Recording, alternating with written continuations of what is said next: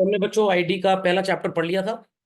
दूसरा है सीक्वेंस में इकोनॉमिक प्लानिंग एंड रिफॉर्म्स। तो सिलेबस के हिसाब से तो आपको प्लानिंग और रिफॉर्म्स नजर आएगा, बट यहाँ पे इस चैप्टर को हमने टाइटल किया है 5 year plans in India.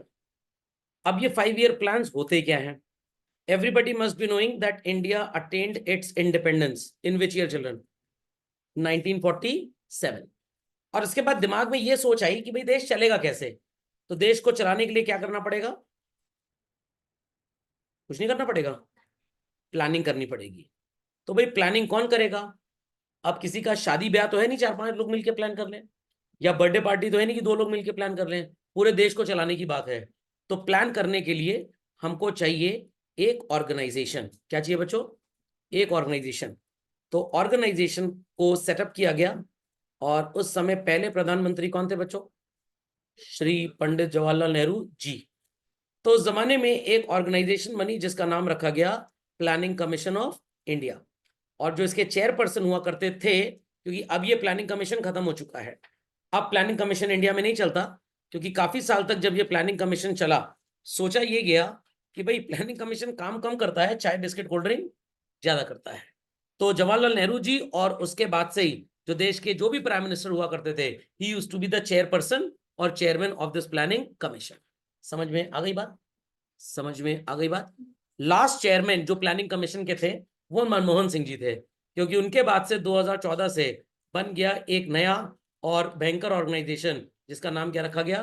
NITI Aayog, national institute for transformation of India. दोनों में फर्क सिर्फ इतना ही है कि प्लानिंग कमीशन जो था ये ज्यादातर सेंट्रल गवर्नमेंट का डोमिनेशन था, स्टेट्स का पार्टिसिपेशन प्रैक्टिकली नेग्लिजिबल। और उसके बाद पढ़े लिखे अच्छे एकेडमिशियंस, इंडस्ट्रियलिस्ट, इनसे तो कभी कुछ पूछा ही नहीं गया। और काम तो वही करते हैं देश के लिए, गवर्नमेंट का कंट्रीब्यूशन तो मिनिमम होता है, गवर्नमेंट का काम सिर्फ वॉचडॉग की तरह है। तो नीति आयोग जब बना तो यहाँ पे सारे स्टेट्स के जो चीफ मिनिस्टर्स थे या यूनियन टेरिटरीज के जो लेफ्टिनेंट गवर्नर्स थे, उन सबको मेंबर बना दिया गया by default. Chairperson still the prime minister of the country. Thereafter academicians को बुलाया गया, जो बड़े बड़े इंडस्ट्रियलिस्ट हैं, Adani, Ambani, Tatas and all that, उनको यहाँ पे बुलाया गया। उन सबसे पूछा जाता है कि भाई देश की तरक्की के लिए क्या रिफॉर्म्स बनाए जा सकते हैं। तो this is the basic difference between NITI Aayog and planning commission. तो एज ऑफ टुडे इंडिया में प्लानिंग कमीशन जैसा कुछ भी एग्जिस्ट नहीं करता। प्लानिंग कमीशन जो प्लान करता था वो 5 साल का प्लान एक साथ बनाता था। तो जो स्टार्टिंग के प्लान्स थे इंडिया में, दे वर फोकस्ड फॉर पॉवर्टी रिमूवल, क्योंकि उस समय लोग गरीब बहुत थे, कि भाई सबको खाने पीने का सामान मिल जाए। उसके बाद फिर हम एम्प्लॉयमेंट को स्ट्रॉन्ग करने में आए, एम्प्लॉयमेंट के बाद हम एजुकेशन की बात करने आए, और एजुकेशन के बाद इंफ्रास्ट्रक्चर डेवलपमेंट। तो 1950 से जब प्लानिंग की बात चालू हुई, पॉवर्टी से लेकर इंफ्रास्ट्रक्चर डेवलपमेंट सबकी बातें हमने इसमें की। Got it clear? तो जैसे मैंने बोला, सबकी बातें की, बात ज्यादा हुआ, काम कम हुआ। तो 2014 से चल रहे हैं, कौन सा इंस्टीट्यूशन इसको रिप्लेस कर गया? नीति आयोग। नीति आयोग के बारे में लोगों ने काफी कुछ सुना जरूर होगा, बता दूंगा और भी उसके बारे में। तो सब लोग अपनी आईईडी वाली कॉपी ओपन कर लें बच्चों, और उस पर हेडिंग लिख दें चैप्टर 2 इकोनॉमिक प्लानिंग, और ब्रैकेट में लिख दें 5 year plan in India, goals and achievements. तो what all we'll be doing in this chapter is first कि भाई इकोनॉमिक प्लानिंग क्या होता है, इंडिया में प्लानिंग की जरूरत क्या थी, थोड़ा सा मैंने आपको बता दिया है। 2 टाइप्स ऑफ प्लानिंग आपको यहाँ पे नजर आएगी, one is directive, other is comprehensive. Directive मतलब मूवी के डायरेक्टर्स को पकड़ लाएंगे, नहीं। डायरेक्टिव इज की सेंट्रलाइज प्लानिंग, जो टॉप मैनेजमेंट सोचेगा, जो सेंट्रल गवर्नमेंट सोचेगी, बस वही प्लान करेंगे। हो सकता है कुछ स्टेट्स, कुछ एरियाज निग्लेक्ट हो जाएं, कॉम्प्रिहेंसिव में कुछ भी निग्लेक्ट नहीं होगा। Type of economy is 11th class का रिपीट टॉपिक है चिल्ड्रन, ये आप सबने 11th क्लास में पढ़ा हुआ है, जब मैंने आपको basic problems of an economy पढ़ाया था। Socialistic economy, capitalist economy, mixed economy, कैसे बेसिक प्रॉब्लम्स का वहां पे सोल्यूशन होता था, उसके मेरिट्स, डीमेरिट्स सब आपको पढ़ाए जा चुके हैं। देन वी हैव टाइप्स में long period goals and short periods. 1991 तक, जब तक न्यू इकोनॉमिक पॉलिसी इंडिया में नहीं आई थी, तब तक हमारी पॉलिसी के फीचर्स क्या थे? फीचर्स ये थे कि प्राइवेट पार्टिसिपेशन को जितना दूर हो सके उतना दूर रखो। And what were the achievements and failures. समझ में आ गया? इतनी बातें हम इसमें पढ़ेंगे। तो सबसे पहले एक झटपट छोटी सी डेफिनेशन आप सब लिखेंगे बच्चों, इकोनॉमिक प्लानिंग होती क्या है। और यहाँ पे आपको एक अंकल जी नजर आ रहे होंगे, इनका नाम है पी सी मेलनोबिस। इनके बच्चे सरनेम कैसे लिखते होंगे भगवान जाने। तो economic planning means utilization of countries resources in different development activities according to what children, national priorities, and these national priorities kept on changing right from 1952। 50 में प्लानिंग कमीशन जब बना, उसके बाद से मतलब ये जो कमेटी बनी जिन्होंने प्लानिंग कमीशन को एनैक्ट किया, तो उसके बाद से बस यही सोचा गया कि भाई कब क्या जरूरी है। तो पहले था भाई कि सबको खाना पीना मिल जाए ठीक से, उसके बाद फिर गरीबी हटाओ, फिर एम्प्लॉयमेंट की बातें की गई, उसके बाद कहीं जाके इंफ्रास्ट्रक्चर, आईटी डेवलपमेंट वगैरह वगैरह। समझ में आ गया? समझ में आ गया? तो 2 लाइन की डेफिनेशन सब लोग लिखें, फोटो पे गौर ना करें, फोटो बनाने को एग्जाम में नहीं आएगी। सो प्लानिंग कमीशन को रिप्लेस कब किया गया बच्चों? 2014 में, जून में, जब बीजेपी गवर्नमेंट आई थी। तो प्लानिंग कमीशन को तो उसी जमाने से रिप्लेस कर दिया गया था, बट ऑफिशियली इनकी पैदावार जनवरी 2015 की बोली जाती है, और इनका मेन फोकस था how to increase GDP growth, और उसी फोकस से सारा काम हो रहा है। गवर्नमेंट ने सारे रिलैक्सेशंस जो भी किसी भी इंसान को दिए जा रहे थे, जो अनड्यू लग रहे थे, उन सबको धीरे धीरे करके खत्म कर दिया, और नतीजा ये है कि हम वर्ल्ड की टॉप 5 इकोनॉमीज में आज स्टैंड करते हैं। लोग कितने खुश हैं, दैट्स अ डिफरेंट स्टोरी, क्योंकि खुश तो लोग भगवान से भी नहीं होते हैं। तो ये तो कभी हम बोल ही नहीं सकते कि एक पर्टिकुलर गवर्नमेंट से people in a country are happy और sad. Some will be happy and some will be sad. सबने डेफिनेशन लिख ली बच्चों? झटपट लिख लें। So economic and social spheres कौन से होते हैं? ये सब बकवास पढ़ाने में मैं बिल्कुल भी इंटरेस्टेड नहीं हूं, ये आपको पता है। Agriculture, industry, transportation, these all are called as what children? Economic spheres. इसका मतलब हो गया directly connected with economic activities. और सोशल स्फीयर्स कौन से होंगे? Education, health and housing. They are practically indirectly connected with what is called as economic activities। तो इन 2 sentences को जरूर लिख लें।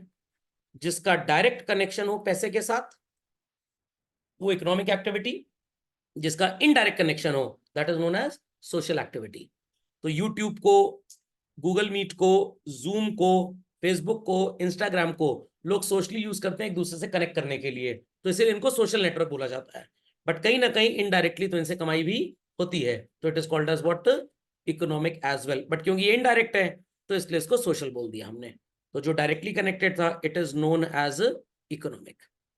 जब दोनों को टेकअप करते हैं then it is called as comprehensive planning. What it is called children? Comprehensive. और डायरेक्टिव की बात करें तो आप किसी एक को लेकर चलेंगे, ईदर इकोनॉमिक और सोशल। तो कुछ देशों में गवर्नमेंट्स पढ़ाई लिखाई पे जरा भी ध्यान नहीं देती, लोगों के हेल्थ पे जरा भी ध्यान नहीं है, घर मिले चाहे ना मिले कोई मतलब नहीं है, सिर्फ और सिर्फ गवर्नमेंट को पैसा कमाने से मतलब है।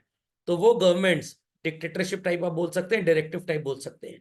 बट जहां पे हम health, education, agriculture, transportation, industry, primary sector, secondary sector, service sector सबको लेकर चले, it is called as comprehensive. Comprehensive शब्द का मतलब ही यही है। समझ गए बच्चों इस बात को? तो directive is focused in one direction, comprehensive is focused everywhere. याद रहेगा? बोल सकते हैं सेंट्रलाइज एंड डिसेंट्रलाइज्ड। तो डिसेंट्रलाइज में टॉप टू बॉटम सब आ जाएगा, सेंट्रलाइज में सिर्फ top priority of the government, top priority of the government. तो अभी रशिया यूक्रेन की वॉर चल रही है, तो वहां पे ज्यादातर ध्यान दिया जा रहा है कि वॉर हम जीते कैसे हैं, तो आर्म्स एंड एम्युनिशन की खरीद पे ज्यादा ध्यान है, तो वो डायरेक्टिव प्लानिंग हो गई। बट अगर हम पूरे देश को चलाना चाहते हैं then it is called as comprehensive planning. समझ गए सब लोग डायरेक्टिव और कॉम्प्रिहेंसिव का डिफरेंस? झटपट अपडेट कर लें। What is the need for planning children? अपनी कॉपी में हेडिंग लिखे, मैं कुछ पॉइंट्स आपको बता रहा हूं, आप लिखिए। फर्स्ट चिल्ड्रन, जब ब्रिटिशर्स छोड़ के गए तो we inherited what? A wealthy economy. I repeat children, a wealthy economy और a backward and stagnant economy children. Backward and stagnant, एकदम कबाड़ छोड़ के गए थे हमारे लिए वो। Second children, GDP in that time was very low और was very high children? Low, क्योंकि उन्होंने सेल्फ एम्प्लॉयमेंट को हैंडीक्राफ्ट इंडस्ट्री के बेसिस पे पूरा का पूरा खत्म कर दिया। खोपड़े में बात गई चिल्ड्रन, खोपड़े में बात गई। थर्ड चिल्ड्रन, क्या उस जमाने में गवर्नमेंट ये सोच सकती थी कि भाई डिमांड और सप्लाई के हिसाब से let people sell those goods at a very high price जिनकी डिमांड ज्यादा है? क्या गवर्नमेंट निग्लेक्ट कर सकती थी पुअर मासेस का सो कॉल्ड वेलफेयर ना हो? नहीं कर सकती थी।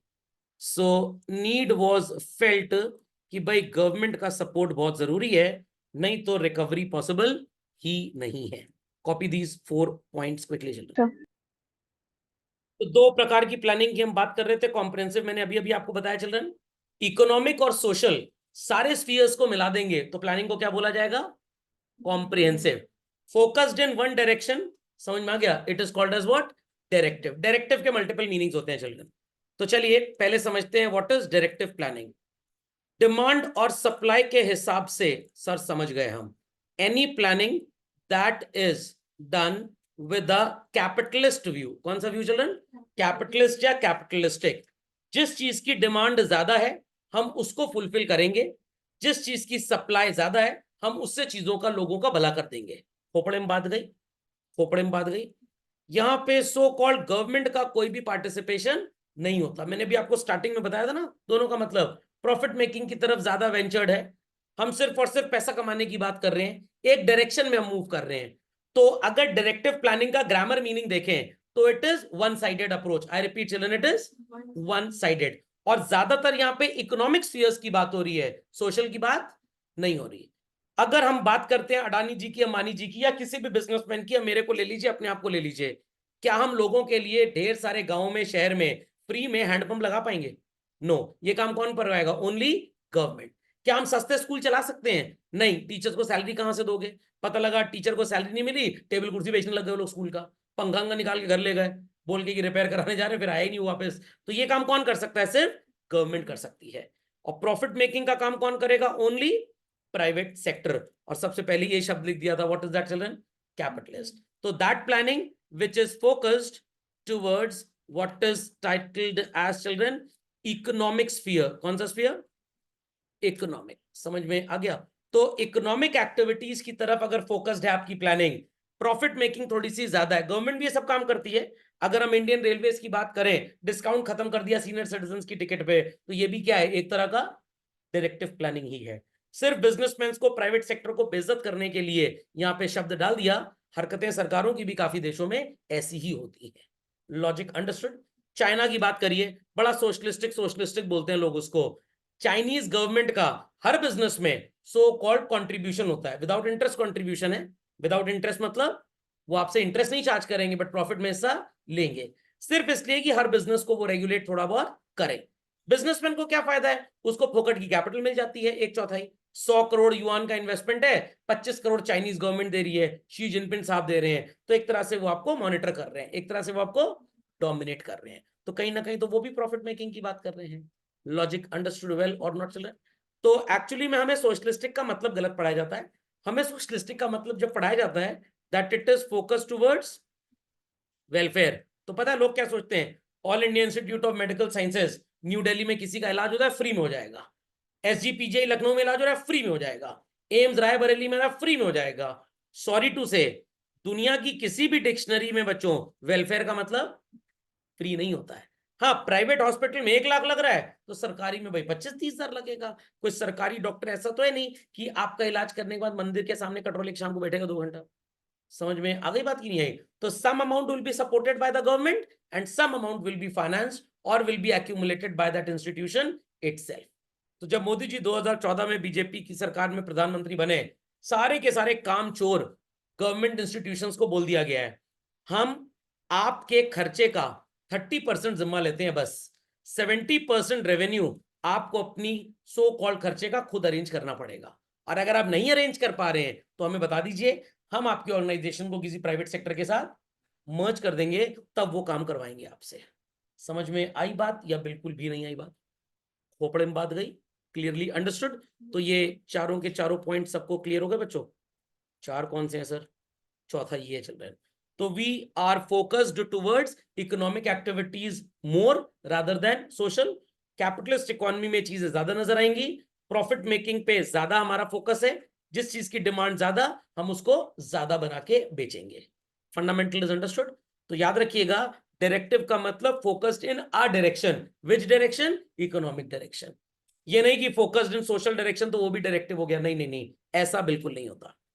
कॉम्प्रिहेंसिव इसी का उल्टा है। इसी का उल्टा चिल्ड्रन, हम इकोनॉमिक ग्रोथ के अलावा इकोनॉमिक डेवलपमेंट की बात कर रहे हैं। सबको डायरेक्टिव समझ में आ गया? सबने चारों पॉइंट्स लिख डाले?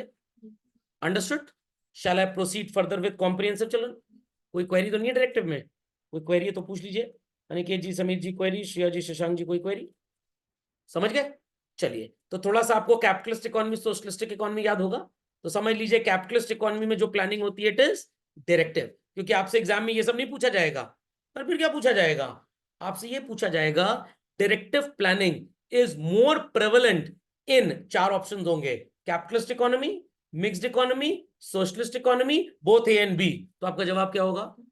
Both A and B. Capitalist में तो है ही है, मिक्स्ड में भी तो प्राइवेट सेक्टर होता है भाई, तो answer both A and B माना जाएगा। समझे कि नहीं समझे?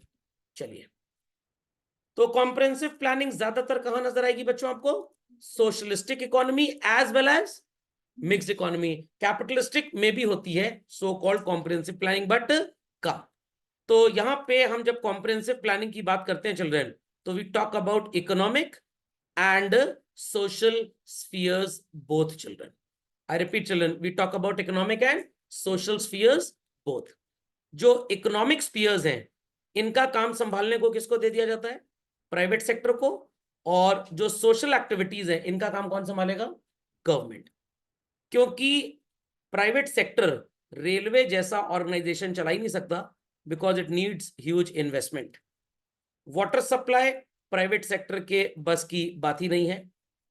इलेक्ट्रिफिकेशन, थोड़ा डिस्ट्रीब्यूशन वगैरह दिया जा सकता है, बिल कलेक्शन वगैरह दिया जा सकता है, बट अगर पूरा जनरेशन, डिस्ट्रीब्यूशन, बिलिंग सब आपने प्राइवेट सेक्टर को दे दिया बच्चों, पता है क्या होगा? इलेक्ट्रिक प्राइसेस बहुत ज्यादा बढ़ जाएंगे। वो बात अलग है 24 घंटे आपको बत्ती मिलेगी, आप कहेंगे नहीं 24 घंटे नहीं चाहिए, 20 घंटा दे दो बस, 1-2 घंटा तो हम झेल लेंगे, या 18 घंटे दे दो, 1-2 घंटा झेल लेंगे, 4 घंटा इन्वर्टर सपोर्ट कर देगा, 18 घंटे बत्ती दो ताकि बिल कम आए। तो इंडियन लोग तो इस मेंटालिटी के होते हैं। समझ में आ गया? समझ में आ गया? जब लाइट रेगुलर आती है मेन स्विच ऑफ कर देते हैं घर का, लेट इन्वर्टर बी यूज्ड। पता लगा 3 घंटे मेन स्विच ऑफ किया, लाइट चली गई, अब आपकी लाइट जाएगी। समझ में आ गया? हाँ भाई, डन दिस? समझ में आ गया? What is comprehensive planning? Focused not towards only economic growth children, focused towards growth and development. अब बच्चे कहेंगे सर इन शब्दों में फर्क क्या है? 11th क्लास में बताया था, अभी फिर बता रहा हूं। One is economic growth and other is economic development. बड़ा शब्द कौन सा होता है? मेरी राइटिंग में मत जाइएगा, डेवलपमेंट या growth? Development is a bigger word. तो जब आप डेवलपमेंट की बात करते हैं बच्चों, तो आप बोलते हैं कि आपका जीडीपी भी बढ़े, ह्यूमन डेवलपमेंट इंडेक्स भी बढ़े, पॉवर्टी लेवल कम हो जाए, एम्प्लॉयमेंट लेवल बढ़ जाए।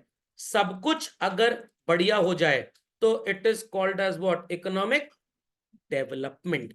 और सिर्फ गधा प्रसाद है, then it is called as what? Economic growth. सबको डिफरेंस समझ में आ गया? सिर्फ आपके घर में पैसे की कमाई बढ़ रही है, it is economic growth. But आप खुश हैं, आपके घर वाले ज्यादा एजुकेटेड हो गए हैं, दूर दूर तक दूसरे कॉलेजेस जाके पढ़ रहे हैं, मम्मी ने भी एक नया सेल्फ ओन्ड बिजनेस स्टार्ट कर दिया, चाचा जी ने कॉरेस्पॉन्डेंस एमबीए ज्वाइन कर लिया। Is that clear? काफी दान धर्म भी परिवार वाले कर रहे हैं, सोसाइटी बहुत खुश है आपके घर से, तो आपके घर में इकोनॉमिक डेवलपमेंट हो रहा है। याद रहेंगी बातें? याद रहेंगी बातें चिल्ड्रन? तो कॉपी कर लीजिए। पहला पॉइंट, परस्यूड विद इन मतलब सोशलिस्टिक एंड मिक्स्ड। कैपिटलिस्टिक में कॉम्प्रिहेंसिव प्लानिंग कम नजर आती है, डिक्टेटरशिप या डायरेक्टिव ज्यादा नजर आती है, नॉट डिक्टेटरशिप, डायरेक्टिव। सेकंड, जब लिख गया कि मिक्स्ड इकोनॉमी में ज्यादा है, तो अल्टीमेटली यहां पे इंडिया का नाम तो आएगा ही आएगा, और ज्यादातर अब जो काम चलता है वो पीपीपी मॉडल चलता है। सुना होगा लोगों ने इसका मतलब, पब्लिक प्राइवेट पार्टनरशिप। पहले इंडिया में 7 आईआईटी थी चिल्ड्रन, एक आईएसएम धनबाद था और एक आईआईटी बीएचयू था, उसको मिला के 9 हो गए। अब आज की तारीख में 23 हो चुके हैं। किसी जमाने में 90s में 2,500 के आसपास सीट्स होती थी, आज 16-17 सीट्स है, 16,500। अब धीरे धीरे आईटीज क्यों बढ़ रही है? बिकॉज पॉपुलेशन बढ़ रही है। आईएम्स की भी सो कॉल्ड गिनती बढ़ाई जा रही है। अभी रिसेंटली एक आईआईटी सो कॉल्ड लखनऊ में खुली, triple IT. It is based on PPP model, private public partnership. भाई जमीन सरकार ने दे दी, बिल्डिंग सरकार ने बना दी। अब वहां पे अगर मान लीजिए किसी को चलाना है बीटेक कंप्यूटर साइंस कोर्स, किसी को क्या मतलब सरकारी चलाएगी, सरकार कह रही है माइक्रोसॉफ्ट और आईबीएम वालों से लैब आप अपनी सेटअप कर लीजिए, आपको दो फायदे होंगे। जो आपको 6 महीने ट्रेनिंग देनी पड़ती है 4 साल के बीटेक के बाद को, अब वो ट्रेनिंग आपको नहीं देनी पड़ेगी। ड्यूरिंग 4 ईयर कोर्स वहीं पे आप उसको ट्रेन कर दीजिए। आप अगर 100 करोड़ रुपए लेबोरेटरी सेटअप पे खर्च करते हैं तो हम आपको प्रॉमिस करते हैं कि अगले 20 साल तक आपकी लैब यहां से हम नहीं हटाएंगे। तो जो एचआर के इंटरव्यू वगैरह पे उनको पैसे खर्च करने पड़ते हैं, वो पैसे उनके बच जाएंगे और वो स्टूडेंट्स को अपने हिसाब से ट्रेन करेंगे उनको किस तरीके का काम चाहिए। तो आजकल ये सिस्टम इंडिया में बहुत फैला हुआ है। स्कूल में भी ऐसा हो रहा है चिल्ड्रन। एक नया स्कूल सेटअप हुआ, पैसे की कमी है, उसके बाद आईबीएम वाले कह रहे हैं कि हम कंप्यूटर्स लगवा देंगे, माइक्रोसॉफ्ट वाले कह रहे हैं हम ट्रेनिंग सेंटर खोल देंगे, कोडिंग सिखा देंगे बच्चों को। तो क्लास 12th पास बच्चा उनको उतना काम करके दे देगा जो शायद बीटेक भी ना कर पाए। तो एडवांटेज प्राइवेट सेक्टर का भी है कि भाई उनको एक अच्छा स्टाफ मिल रहा है, गवर्नमेंट का भी है कि उनकी लागत कम हो रही है, वो अपने पैसे गरीबों को राशन देने में खर्च कर सकते हैं। समझ में आया कि नहीं आया? Clearly understood? तो 20 triple ITs are set to start in India on this base children, जिसमें से शायद 10-12 ऑपरेटिव हैं इस समय। तो ट्रिपल आईटी लखनऊ भी अभी स्टार्ट हुआ है, पहला बैच उनका इस साल या अगले साल पास आउट होगा। तो शायद आप लोगों ने पहली बार ये सुना होगा। तो इंडिया में ओरिजिनली 3 ट्रिपल आईटीज थी, एक हैदराबाद में थी, एक ग्वालियर में थी, एक इलाहाबाद में। तो इलाहाबाद वाली सरकारी है, हैदराबाद और ग्वालियर वाली एक कोई अमेरिका का इंस्टीट्यूशन है वो फंड करता है, और एक सरकारी ही है। चलिए भाई लिख दिया सबने, चला जाएंगे next children. Third and the last point, individual gains are maximized under capitalism, social gains are through socialism। तो कोई बहुत ज्यादा नहीं है, बस वही जो स्टार्टिंग में हमने पढ़ा था उसी को याद रखिएगा। Directive focused in one direction, profit making capitalist economy में होती है। प्राइस मैकेनिज्म चलता है, डिमांड ज्यादा तो दाम बढ़ेगा, डिमांड कम तो दाम घटेगा। कॉम्प्रिहेंसिव प्लानिंग में what happens, government is focused to give more and more opportunities to the needy sections of the society। खोपड़े में बात गई, प्रॉफिट मेकिंग पे काम कम है, इकोनॉमिक ग्रोथ पे काम, सॉरी इकोनॉमिक डेवलपमेंट पे काम ज्यादा है। समझ गए सब लोग इस बात को? चलिए रिपीट टेक्स्ट आने वाला है बच्चों, कॉपी में हेडिंग लिखें, टाइप ऑफ इकोनॉमीज। मैं कुछ पॉइंट्स यहां पे लिख रहा हूं, आई वांट कि आप इनको भी जरूर मेंशन करें। Ownership of resources is held by what children? Private sector। They are motivated only to have profit, and prices are determined through the forces of demand and supply। Demand ज्यादा होगी तो price बढ़ जाएगी, supply ज्यादा होगी तो price घट जाएगी। On the other hand, socialistic economy focused more and more towards what? Towards what children? Towards what? Welfare। Need of the society is the priority, और सारी की सारी ओनरशिप जो होगी वो स्टेट की होगी, दैट इज गवर्नमेंट की होगी। कोई भी पर्टिकुलर पर्सन प्रॉपर्टी खरीदने के लिए अलाउड बिल्कुल भी नहीं होता। डू इट झटपट फास्ट। चलिए तो पहले कैपिटलिस्ट इकोनॉमी की बात कर लेते हैं। Economy which is defined as one जहां पे means of production are owned by whom children? Individuals. They are free to take their decisions and they are governed with what? Profit maximization। पूरा लिखने की आपको जरूरत नहीं है, आप सिर्फ हेडिंग लिखेंगे बच्चों और फिर फीचर्स लिखेंगे। Put the heading capitalist economy and write the features, वो भी पूरा नहीं लिखना है। First is what children? Private ownership. Second is profits are maximised and role of the government is confined in the maintenance of maintaining law and order। That's it। तो आप जो चाहें वो बनाएं, जितनी प्राइस पे चाहें उस प्राइस पे बेचें, गवर्नमेंट आपको जरा भी परेशान नहीं करेगी। गवर्नमेंट का काम क्या है? Simply to maintain law and order, that's it. और एक्चुअली गवर्नमेंट का काम यही होना चाहिए, बट हमारी गवर्नमेंट को जहां पे लगता है कि भाई प्रॉफिट ज्यादा हो रहा है, घुस लेती है वो भी धंधा पानी करने के लिए। मेरिट्स में सबसे पहली चीज लिखनी है, promotes self interest. Second same, profits are maximised and GDP is accelerated. तो more or less common things are there. Features भी कहीं ना कहीं पहले वाले को अगर आप छोड़ दें और तीसरे वाले को छोड़ दें तो दूसरा तो मेरिट से कॉमन ही हो जाएगा। Copy quickly children. चलिए सर ये डी मेरिट्स क्या है? पहला D merit children, ignores collective interest of the society. मरे जाके भाड़ में जाए लोग, हमसे कोई मतलब नहीं है। हम सिर्फ और सिर्फ उन गुड्स को बनाएंगे जिसमें प्रॉफिट ज्यादा से ज्यादा होगा। Production is directed to satisfy the rich people only. I repeat children, production is directed only to give benefit to the rich people. और अल्टीमेटली नुकसान किस बेचारे का हो जाएगा? किसका नुकसान होगा चिल्ड्रन? Low income group. यहां पे लो इनकम ग्रुप को एक नाम दिया गया है, पुअर पीपल बेसिकली। तो growth is there but there is no social justice. No social justice का मतलब high profile inequalities shall prevail. Difference between rich and poor will be like this. रईस दिनों दिन और रईस बनता जाएगा और गरीब बेचारा और गरीब होता जाएगा। तो all 5 demerits are well understood. लिख लीजिए इसको। चलिए आते हैं सोशलिस्टिक इकोनॉमी में। बोझ किसके ऊपर है ज्यादा से ज्यादा? रईस लोगों के ऊपर। वो पैसा कमा के टैक्स देते हैं, गरीबों की सेवा की जाती है। तो सोशलिस्टिक इकोनॉमी हेडिंग होगी आपकी बच्चों, और फीचर्स लिखने स्टार्ट करिए। पहला features, means of production is owned by whom children? Society. यहां पे सोसाइटी का मतलब है स्टेट, एंड स्टेट वर्ड का मतलब होता है स्टेट गवर्नमेंट नहीं children, government of the country, central government actually. Second, production इस तरह से करते हैं जिससे से ज्यादा सोशल वेलफेयर हो and not profit children. There is a direct participation of the government, और यहां पे गवर्नमेंट सिर्फ और सिर्फ लॉ एंड ऑर्डर डिफेंस को मेंटेन करने में अपने एफर्ट को नहीं लगाती है। You can take so called example of old China. अभी ओल्ड चाइना क्या है? पुराने जमाने का चाइना। समझ में आ गया? ओ सॉरी, ओल्ड की जगह ओला लिख गया। ओल्ड चाइना, पुराने जमाने में चाइना में ऐसे ही होता था। अब कहने को तो वो सोशलिस्टिक हैं चिल्ड्रन, बट रियलिटी में कोई सोशलिस्टिक नहीं है। शी जिनपिंग जी बहुत बड़े कलाकार आदमी है।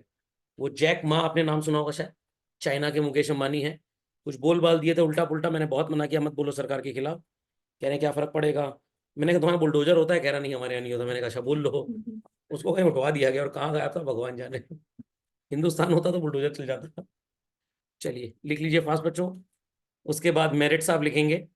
पहला merit, it achieves equality in distribution of income. ये कैसे होता है सर?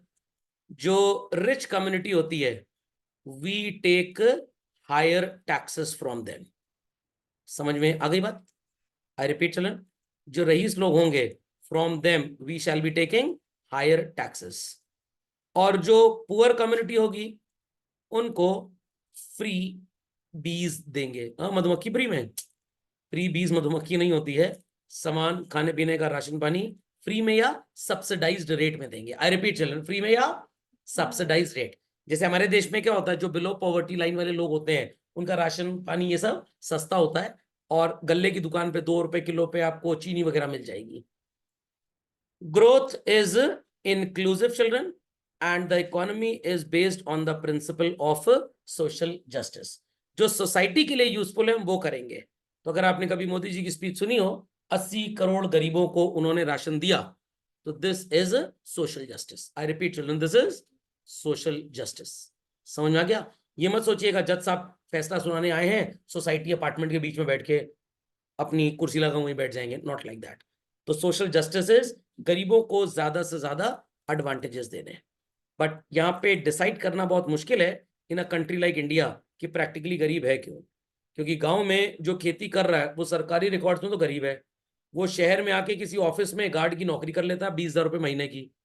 उसके बाद सवेरे के टाइम पे 2 घंटा खाली रहता है, चुरमुरा बेच लेता है, खेती भी करता है, तो उसकी कमाई 50-60 हजार रुपये महीना इजिली हो जाती है। और प्रैक्टिकली वो अपने आप क्या साबित करता है कि मैं गरीब हूं। वो गरीब नहीं, वो कलाकार है बेसिकली। फीचर्स लिख लिया सब बच्चों ने? चलिए मेरिट्स भी लिखी ली होंगे, चलन लिख दीजिए मेरिट्स। डी मेरिट्स में पहला process, growth is very very very slow. क्यों?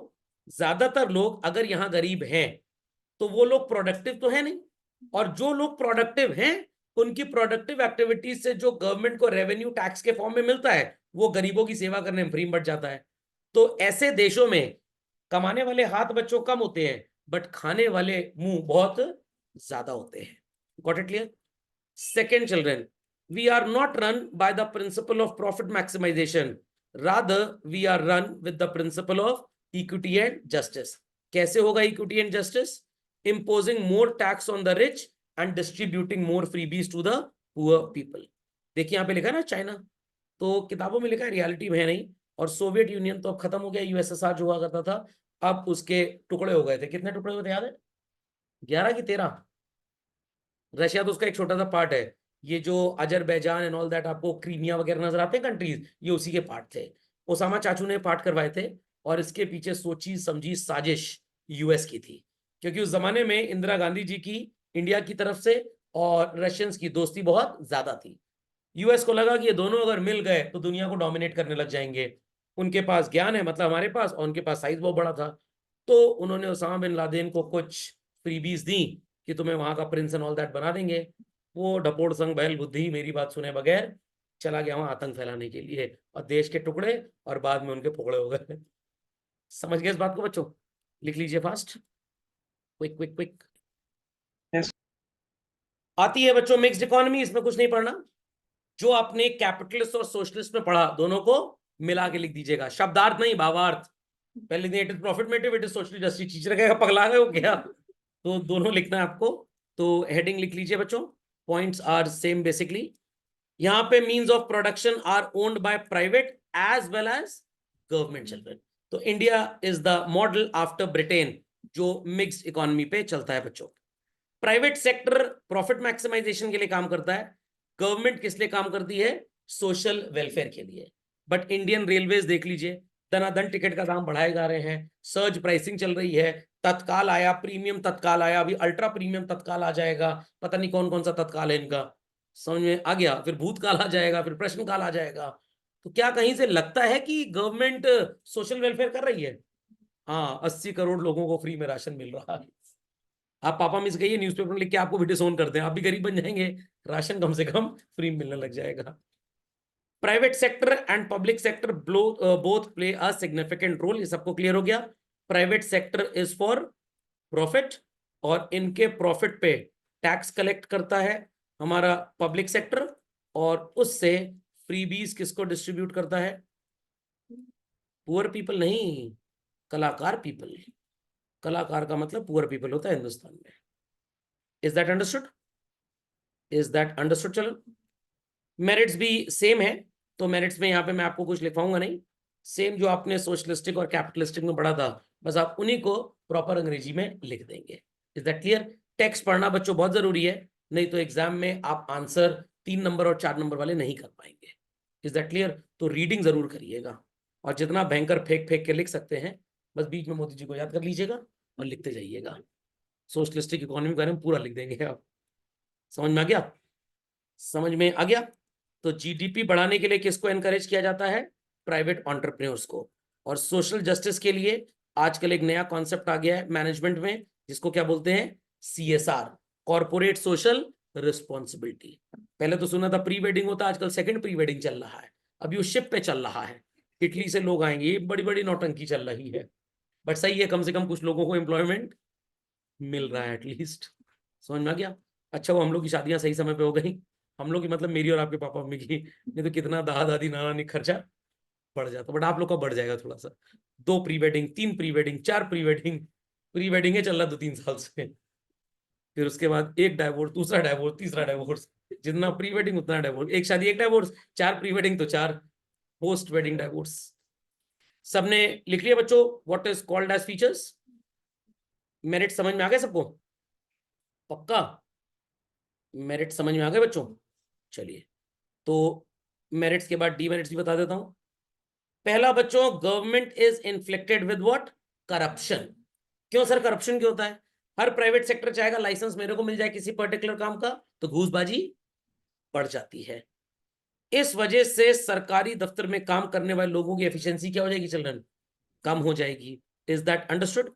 और प्राइवेटाइजेशन पब्लिक सेक्टर्स का ज्यादा होगा, क्योंकि जब घूसखोर एम्प्लॉय होंगे, काम करेंगे नहीं, तो गवर्नमेंट बिजनेस लॉस में चला जाएगा। गवर्नमेंट एंटरप्राइज, गवर्नमेंट कहेगी या तो इसको शट डाउन कर दो, और शट डाउन नहीं कर रहे हो तो उसको प्राइवेट सेक्टर के साथ मर्ज कर दो। तो यहाँ कहीं ना कहीं आपको नजर आ होगा कि जो अच्छे लोग हैं उनका भी हनन हो रहा है, उनका भी सो कॉल्ड सोशल अनजस्टिस हो रही है उनके साथ। खोपड़े में बात गई। और यहाँ पे एक सत्य लिखा है, most economies of the world nowadays what children, they are mixed economies. तो कहने को चाइना रशिया सोशलिस्टिक है, प्रैक्टिकली कोई भी सोशलिस्टिक है ही नहीं। गवर्नमेंट का हर जगह काम है मैनेजमेंट का, मॉनिटरिंग का, और प्राइवेट सेक्टर का काम है पैसा कमाओ। और सरकार अपना वोट बैंक मजबूत करने के लिए प्राइवेट सेक्टर के प्रॉफिट से टैक्स लेती है और गरीबों को बांट देती है। उस चक्कर में कुछ प्राइवेट एंटरप्रेन्योर देश छोड़ के चले जाते हैं और ऐसे देश में जाते हैं जहां पे सरकार की ये सब गिरी हुई हरकतें भी स्टार्ट नहीं हुई। जब होंगी तो फिर कहीं छोड़ के चले जाएंगे। सर कितनी बार देश बदलेंगे? टाइगर मूवी के हिसाब से 206 की 208 देश थे, सलमान खान ने बताया था। कहीं ना कहीं मुंह मारते रहेंगे जाके। Is that clear? तो आज की सेवाएं इसी के साथ होती हैं समाप्त। चल अगले लेक्चर में आपको मैं long period short period goals पढ़ाऊंगा, followed by what is called as, अगला टॉपिक क्या है भाई हमारा इसमें, प्लान्स। चिल्ड्रन प्लान्स की सिर्फ आपको रीडिंग करनी, कुछ बहुत रटना नहीं है। और फिर प्लानिंग का सक्सेस क्या था और इसका फेलियर रेट क्या था। Okay children, that's all for today.